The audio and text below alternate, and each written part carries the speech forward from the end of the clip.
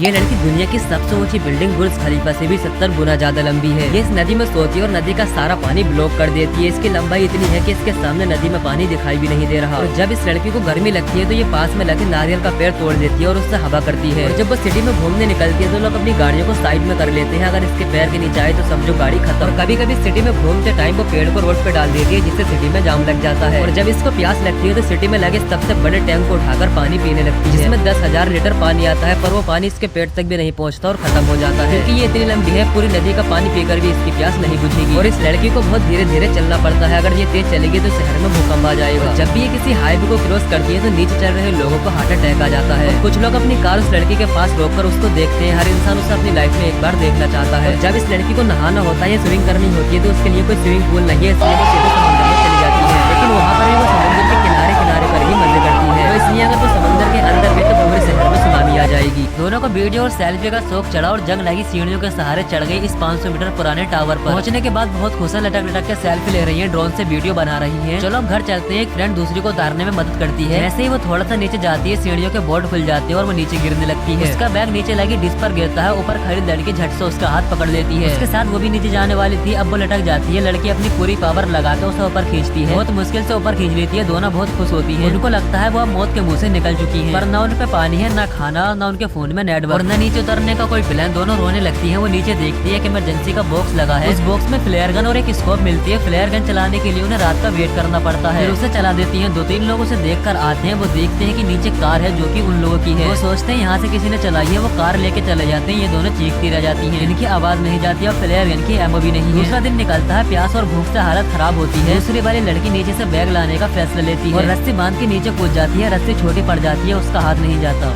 ऐसे दिए बिना उसके हाथ में ही पिज्जा खोल के ऐसे खाने लगती है जैसे सालों की भूखी है। ये देखकर पिज्जा डिलीवरी बॉय कंफ्यूज हो जाता है, इसे हुआ क्या। तो उसका हस्बैंड अंदर से आवाज लगाता है और वो पिज्जा रखकर मुंह में माउथ प्रेशर मार लेती है और बताती है कुछ नहीं। डिलीवरी बॉय को देखकर वो अपनी वाइफ के मुंह को सूंघता है। फिर डिलीवरी बॉय से पूछता है तुम यहाँ क्या कर रहे हो। वो बोलता है सिस्टम के लिए छो गया, ये आपके अगले घर में देना था। वो वहाँ से जाने लगता है। वो बंदा अपनी वाइफ से कहता है तुम बस कुकम्बर और पानी ही पियोगी, इसके अलावा कुछ नहीं। डिलीवरी बॉय सुन लेता है और वो वापस आता है। वो बोलता है डोर कैसे खुलेगा। वो अपने फोन से डोर खोलता है। वो ऑफिस जाने लगता है। उसने जासूसी के लिए एक रोबोट भी रखा है, लेकिन लड़की उसे अपना फ्रेंड समझती है। उसके ऑफिस जाने के बाद पिज्जा वाला अंदर आता है और उसको पिज्जा खिलाता है और पूछता है तो बताती है मेरा पेट न निकल जाए, मेरा वजन न बढ़ जाए, इसलिए मुझे ये कुछ नहीं खाने देता। तभी उसके हस्बैंड का कॉल आता है और वो वेट करने को बोलता है। वो खाना खा चुकी है और इसका 1 किलो वेट बढ़ गया है। वो घबरा जाती है कैसे होगा अब। तभी पिज्जा वाला अपने बैग में पानी करके मशीन पे रखता है तो उसके पास नोटिफिकेशन चली जाती है। वो रोबोट में लगे कैमरे से देखता है, घर के सारे डोर लॉक कर देता है। जब तक वो घर जाता है पिज्जा डिलीवरी बॉय पुलिस बुला लेता है और उसे अरेस्ट करा देता है।